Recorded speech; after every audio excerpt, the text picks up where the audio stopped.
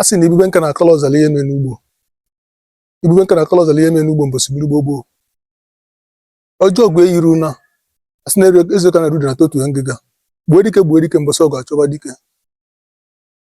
Yes, so I remember in the years past when I got primary school eji akọmọ na school na ọnụ na-acha mmemme na ọnụ dịka ike ezi. The same thing goes to ụmụ nwaanyị bụ ọgbaala a na-akọ nri ka alaga ebuka alaga ebu nka. Today people spend their fortune, especially celebrities, ka wee nwee red lips ma pink lips ma ndị red lips let's spend their fortune. Ụmụ nwaanyị na-eme ihe niile ka wee bulu ọgbaala nwee na-ajụsị ka ife bụzi nke ọkwụwa mmebi ihe niile ajụrụ ajụ gboo ka ndị mmadụ na-achọzi ihe niile bụ ihe ndị mmadụ na-achọrọ ndị mmadụ si na ọ dọrọ mma ihe dịzi mma n'ụbọchị tata ka ihe ga-akpọ nka biko bịa na comment section kun zamia achọrọ nke azamia bịa na comment section. I want you people to answer this question. Why na those things are rejected before bụ ihe a na-achọzi kịta ihe ndị ahụ ajụrụ ajụ before bụ ihe achọzi.